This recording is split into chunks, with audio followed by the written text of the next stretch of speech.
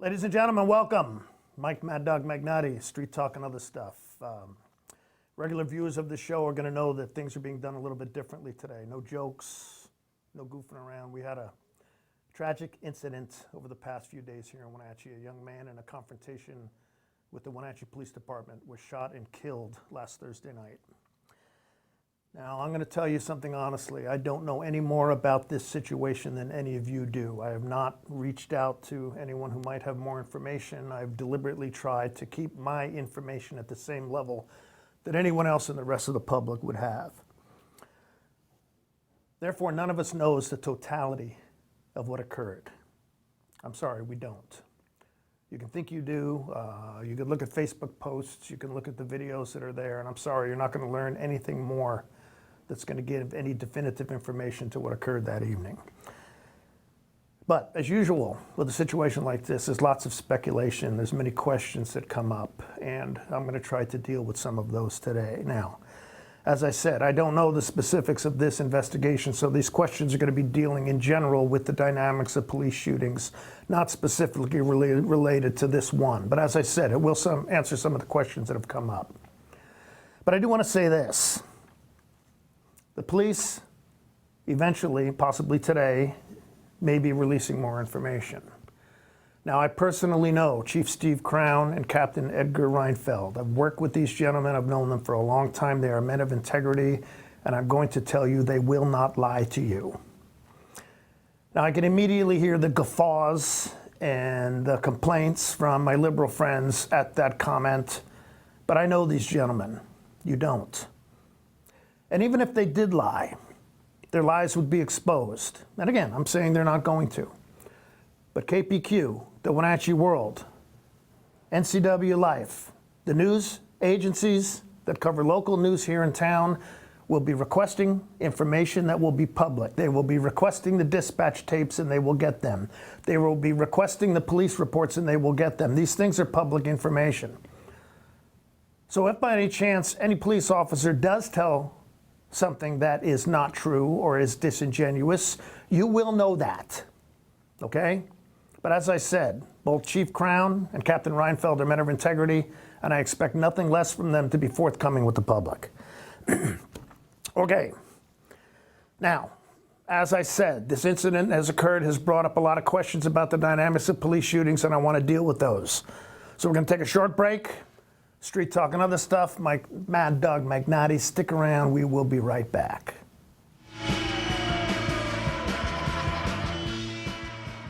Think of the Wenatchee River, think Osprey Rafting. Hi, this is Gary with Osprey, and we offer the full spectrum of river fun. Heart pumping Class 4 rapids, super fun Class 3 rapids, and for the kids, family-friendly Class 2 rapids. These trips end with a fantastic barbecue beach party. Wait, there's more! Happy hour rafting from 5 to 7, guided paddleboarding, and rentals. Osprey, the river company. Book your trip today at ospreyrafting.com. Hi, I'm Matt from Patriot Plumbing, Heating and Cooling, your local Lennox dealer. Most people wouldn't think of going more than 5,000 miles between oil changes on their car, but go years without having professional maintenance on their mechanical systems in their homes.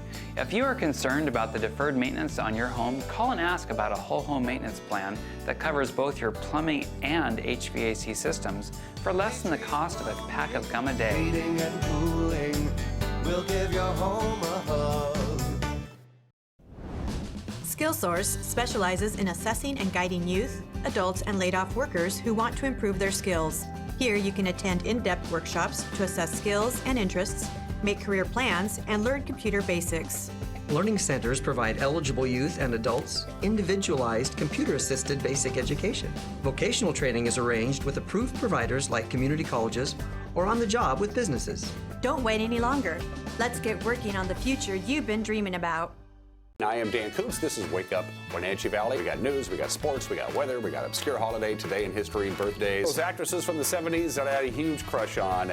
Lindsay Wagner, Jane Russell, Meryl Streep, Barbara Bush. Wanted to wish her a happy birthday. It gave me an excuse to throw her picture up on my show. Exclusive distributors of Life Water. Now available in the shatterproof plastic bottle. Wake Up Wenatchee Valley, mornings at 7 o'clock on the NCWLIFE Channel.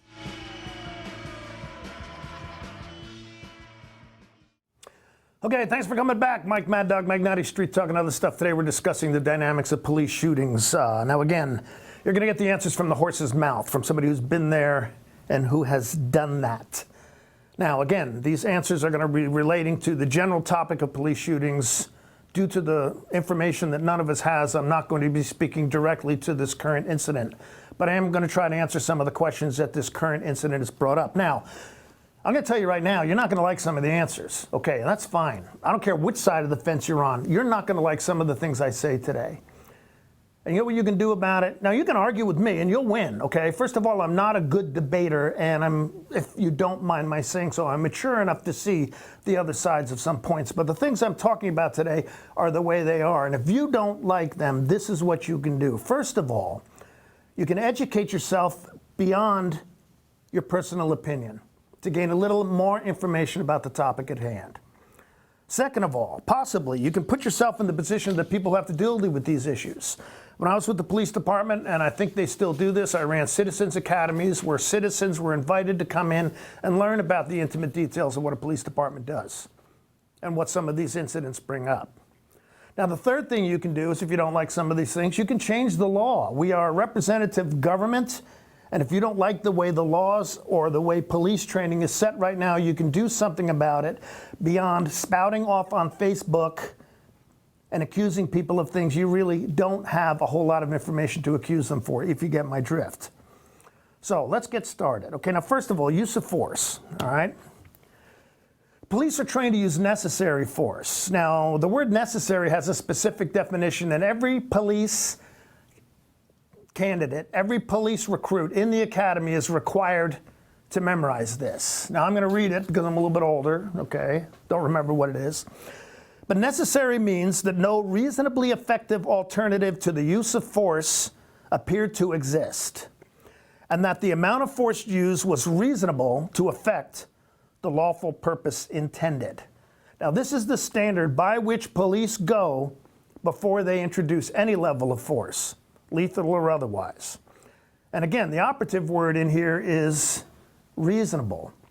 Not reasonable to you or I, who see the incident afterwards and have, well, you know, backseat quarterbacking, so to speak, or backseat driving. Monday morning quarterback, sorry, again. I sometimes get my, my analogies mixed up. But police are trained to use necessary force that is reasonable, okay? Now, you can also look up RCW 9A 16040. This is the statute under the Revised Code of Washington about how lethal force is allowable, or any type of force. Now, I'm not going to read the whole statute here, but I'm going to read the main parts so you understand what a police officer is being directed to. First of all, deadly force can be used when necessarily used by a police officer to overcome actual resistance to that police officer doing his or her job. That's a simplified version of what it says in there, but that's basically what it says. Also, deadly force is authorized to stop someone who the officer reasonably believes has committed, has attempted to commit, is committing, or is attempting to commit a felony. Okay, now for those of you who feel that police officers are trigger happy or willy-nilly just going out and shooting people, do you realize that an access card, a debit card, a credit card, the theft of such is a felony? Now, maybe you can find one if you search the net, but I have not heard any story about a police officer shooting somebody for stealing an access card, okay? Even though RCW says that if someone is stealing one, about to steal one, lethal force can be implied. Now, the reason that doesn't happen, because whether you like it or not, the vast majority of police officers have common sense. And they know that a crime, even though it's a felony at that level, does not justify lethal force. Okay, something else that the law says, RCW 9A 16040 is what I'm reading from. The police officer must have probable cause to believe that the suspect, if not apprehended, poses a threat of serious physical harm to the officer or threat or serious physical harm to others. Okay, again, police officer has reason to believe that he is in danger or someone else is in danger, then lethal force is justified. Now, here's one that a lot of people don't like due to another recent incident that occurred here. It says in the statute here that a police officer shall not be held criminally liable for using deadly force without malice. All right, now what does that mean? Well, it's open to interpretation, okay? But you've got to prove that a cop is criminally negligent if he shoots or uses lethal force against someone against whom he has malice, okay? That's in the law. You can read it for yourself, okay? Okay, so let's move on. Again, I know I'm leaving some of these things short, but I want to get a lot of information covered today. Why do American police carry firearms? Now, this is something a lot of people aren't going to like, but the gun is there for one reason. Cops carry guns to kill people. That's what they are for. Police are legally authorized in some circumstances to take a human life, even without due process of law. The gun is there to kill. It's not there to warn. It's not there to send off a warning shot. It's not there to wound. It's not there to maim. The gun is a weapon to be used for lethal force, lethal being the operative word. That's why American police officers carry them. Warning shots, for example, are a terrible idea. Police don't use them. All right, now some agencies are looking at the possibility of them, but police.com, police1.com says warning shots are a terrible idea. Once that bullet leaves your gun, we're taught, you own it until it stops. So you better know where it's going. All right, now here's a good one, okay? Now, this one continues to come up. Why don't the police just shoot the gun out of someone's hand? Something else I read recently on Facebook, somebody said, a 45 shot to the knee will knock a person out. Okay, the reason police don't shoot the gun out of someone's hand is because they're not trained to. As I said, the gun is not there to wound or maim. The gun is there to kill. Police are trained to shoot at body mass, the chest, the torso. The reason being because the weapon is not there to wound. The weapon is there to kill. And they're also trained to shoot until the threat is eliminated. We're going to go into that in a minute. Now, the other thing I need you to know is this. Most firearm events with police officers happen between 5 and 7 feet. It was a research I did some time ago. Okay? They happen within seconds. They happen very quickly. Only a very, very experienced marksman can shoot the gun out of someone's hand or shoot a knee, assuredly, at the first shot. That's why police are not trained to do that. They're trained to shoot for body mass. Now, another question that's come up, maybe so, but how come they're shot more than once? When I was taught at the range and at the police academy, I was taught to do what's called double tap. Pull the trigger twice, evaluate, and pull it again. You shoot until the threat is stopped, is ended. Now, I'm also reading in some recent research that may be changing. Some agencies, possibly the Wenatchee Police Department, I don't know, are training their officers to triple tap. You pull the trigger 3 times if you're going to shoot, and then you evaluate. And again, the shots are aimed for body mass, not to wound or knock the gun out of somebody's hand. Now, you may not like that, okay? But that's what police are trained to do. And the reason being is because unlike what we see on TV, people aren't stopped by one bullet. I saw a training reenactment when I was a rookie cop of a state trooper in another state who was pulling over a gentleman who then started to go back into his pickup truck and grabbed his rifle off the back rack. The cop had a 9mm, and I think there were either 13 or 15 shots in that particular weapon. He emptied his magazine into this gentleman and did not stop the gentleman from continuing to aggress, grab his weapon, and come back at the police officer. Single shots don't stop someone. There was an incident that I investigated back in 1991 where a DEA agent shot a gentleman who was doing a drug deal out in the Red Lion Hotel. The gentleman was shot once with a 9mm. 9mm went in the side of his chest, the bullet, took out his aorta, took it out. It was gone. The guy lived 4 minutes, okay? Another story I read back years ago when I was a police officer of a gentleman who was aggressing towards police who was shot in the chest with double-aught buckshot. He continued to aggress towards the police officer. One shot doesn't stop people, folks, okay? It doesn't. That's why police will shoot more than once. That's why they're trained to double tap or triple tap. They're trained to shoot until the threat is eliminated. All right, now here's one. Why do you handcuff a dead person? All right. That created a real firestorm, okay?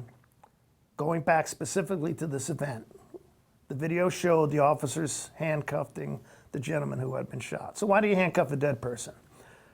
The reason is because police are trained to, because sometimes dead people aren't. In a lethal force situation where your life is in danger or other people's life is in danger, you are going to do everything necessary, and police are trained to do everything necessary to completely eliminate that threat as much as possible. That's why when a subject is down, they're handcuffed to eliminate any possibility of then being any further threat. Now again, you may not like this, and I can certainly understand why, okay? But this is how police are trained, and the reason being is that cops are not coroners. They are not allowed, either legally or ethically, to declare someone dead. And as I said earlier, the reason you handcuff a dead person is because sometimes dead people aren't. And sometimes they will come back and continue to be a threat. Okay. Now, we're about halfway through today. We've got a lot of more information to do, but we're going to take a short break, going to do some commercials. Mike, Maddog, Magnotti, Street Talk, and other stuff. Please come back. I'll be here.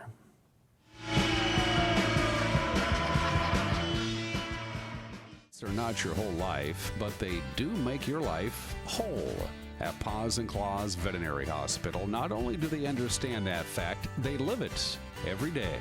Dr. Baez and her staff at Paws and Claws love dogs and cats so much they've dedicated their lives to the well-being of our four-legged friends. They offer compassionate care with a personal touch. Paws and Claws Veterinary Hospital on the corner of 4th and Nile in East Wenatchee, or call 888-PAWS. The taste of fantastic pizza is found in Third Generation Pizza and More. The secret? The recipes of success have been handed down through generations, each adding their own special touch. Pizza and More believes in traditions, whether it's supporting the local sporting teams or continuing to serve their pizzas buffet style, dine-in, takeout, or delivery. Third Generation Pizza and More, a team player in this valley for generations. Stormy Mountain Brewing and local public house, featuring great family dining in downtown Chelan. We've got burgers, pub fare, and the best barbecue around.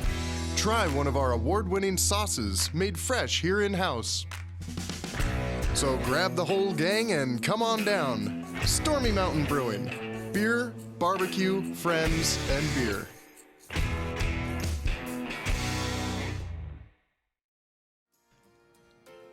If you're looking for a great golf experience, look no further than award-winning Gamble Sands Resort in Brewster. The all-new inn at Gamble Sands is now booking stay and play packages. With rates starting at less than $210 per person, you'll golf 18 holes on the Sands course, lodge at the inn, and enjoy complimentary breakfast at the Danny Boy Bar and Grill. Call the inn for reservations. Stay and play Gamble Sands.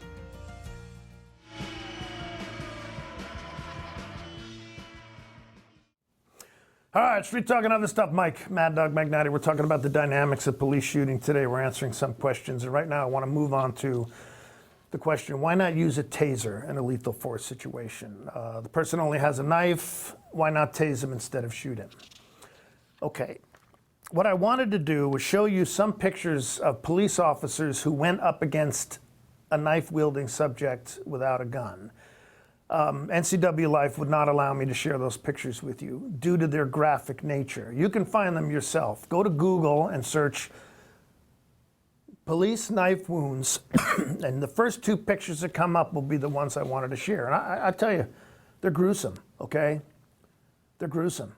But if you look at those pictures, you'll know why I and many other police officers are not going to go into a situation involving a knife without their weapon out, okay? I would rather be shot than be knifed, okay? And if you look at those pictures, you'll see why. And I'm probably not the only cop who thinks that way.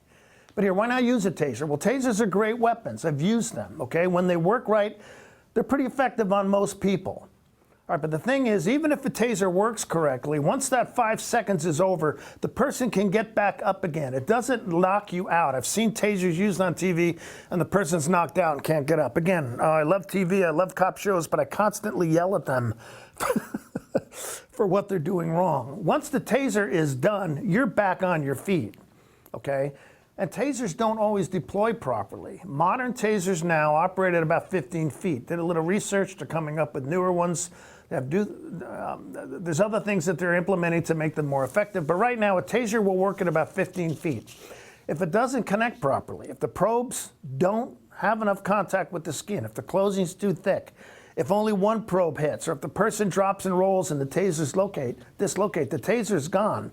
And when we're trained to use tasers, we're told if there's backup there, if it is a lethal force situation where a taser is being used, other officers are there with their guns out in case the taser doesn't work. Tasers often don't work, okay? The other thing is this, it's a one-shot deal. You shoot a taser, if it doesn't work, you then have to take the cartridge out of the taser, get another one off your belt, reinsert it, and redeploy the taser.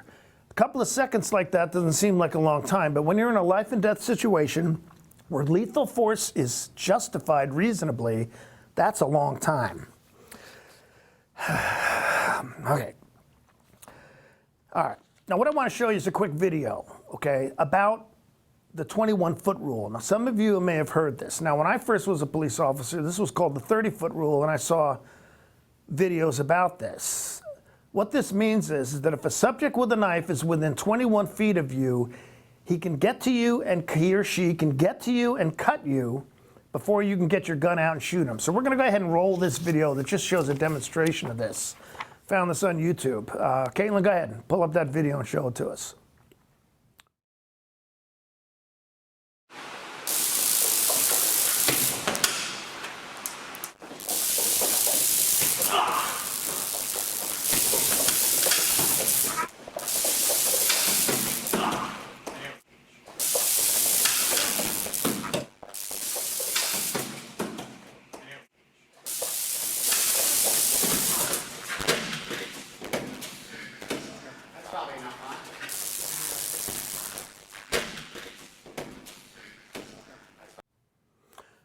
Okay, you saw that. All right, now the other thing that's interesting is here. The officer with the gun knows the guy is going to come. He knows what he's going to do. It's a little bit different back out on the street. Now, when you see cops talking to people, they're well within 21 feet. Rarely do you see them that far away. Okay? And when you're faced with somebody with a knife, you want something effective that's going to stop them for sure, which is why cops bring guns to knife fights. Okay. Other means of less lethal force. Okay, a friend of mine on Facebook argued that a taser should have been used in some situations and argued that there continues to need to be more less lethal tools so police can stop killing people. All right, well, you want to know what segment of society would most like a tool that is effective as a firearm that's less lethal? You want to know who that is? It's the cops. It's the police. Do you think for a minute that the police take any pleasure out of shooting and killing someone? Now, if we have time, we're going to go into the dynamics of that a little bit later. But the cops would love to have something that they could use that is as accessible and as for sure effective as their firearm. But we haven't had it, okay? Tasers are good, all right? But as I said, they've got their issues. Pepper mace is fine. I've used it myself and I thought it was a great tool, but it has its limitations. And another thing about pepper mace, you spray it on a subject, it's going to affect you too, okay? Beanbag bullets, rubber bullets. The police have eliminated, well, they did 10 years ago. I'm not too sure what the situation is now, but they took out all the shotguns that were in the cars and they turned them into less lethal tools, okay, to use beanbags. Now, why wasn't one used in this recent situation? Again, you don't have time to set something like this up. A beanbag gun or a rubber bullet gun is something that if you have time to set up, yeah, they work fine, and police certainly will go there because the last person who wants to kill anybody is a cop. Okay? I'm sorry, that's true. All right? And this is why there continues to be research and development of non-lethal tools, because the police would love to have someone, as it is now, the current technology, the tool that's most effective and most reliable and most dependable to stop a lethal threat is a firearm. Now, if you come up with something that is as dependable and as simple to use, the police would love to have it. I assure you of this. Okay, now something else that often happens, is often brought up. I know this person, he couldn't have done that.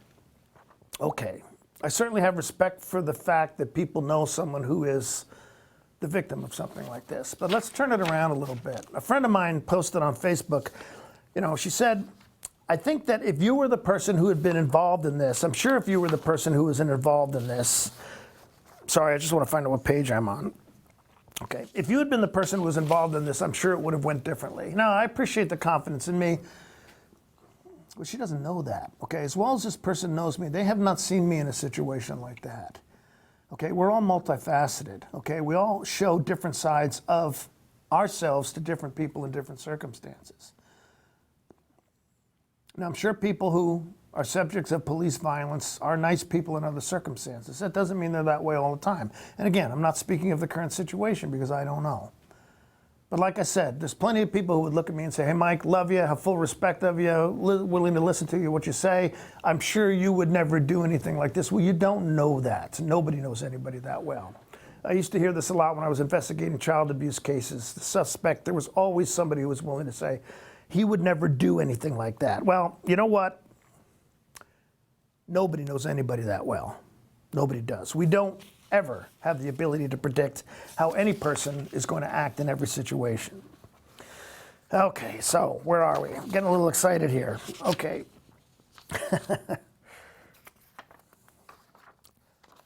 Here we are. Okay. Now, Kevlar against the knife. One last thing I want to cover before we go to our last break. Guys wearing Kevlar, why is he worried about a knife? Well, I know that modern Kevlar, some of them, is being designed so that it would stop a knife thrust. But the Kevlar I used to wear, and for all I know, it's still what the police department wears, would not stop a knife thrust. It would stop a slash, okay? But a thrust like this was not something the older Kevlar was designed to achieve. I did do some research. Newer Kevlar can do this, but it's not necessarily going to be as effective against the kinetic force of a bullet impact. There's one last thing I'd like to add. We don't call them bulletproof vests. We call them, I hope they're bulletproof vests.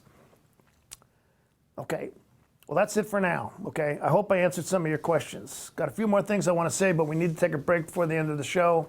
Street Talk and other stuff. Mike Maddog Magnotti. Stick around, we'll be right back.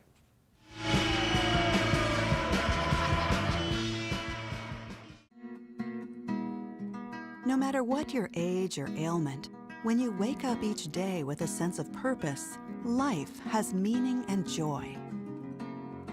Just wait a while, it'll get in the hole somewhere. Helping you do this is our purpose. Highgate Senior Living, each day to the fullest. The best thing about my life right now is me. Do you have a great smile and want to keep it that way? Whether you answered yes or no, Wenatchee Dental Arts can be a part of the solution to your dental needs. Dr. John Divis and his team not only loves to keep healthy smiles healthy, but desires to offer options that can renew not only your smile, but your dental health. Whether your needs are simple or complex, the dental team at Wenatchee Dental Arts wants to be in your corner. At Wenatchee Dental Arts, we specialize in your smile and so much more.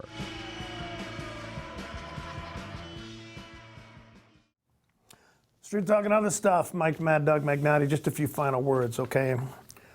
Of course, my condolences to the family of the young man that was killed last week, okay?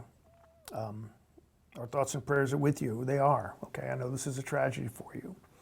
But I do want to add that it's a tragedy for other people as well.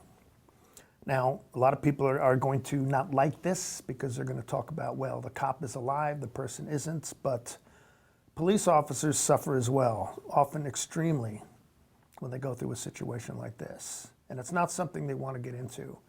When I was a rookie cop, I was discussing the possibilities of lethal force with an older sergeant. He looked at me and he said, Mike, he said, you won't have to make the decision to shoot some person. The other person will. I always thought that was the case. All right.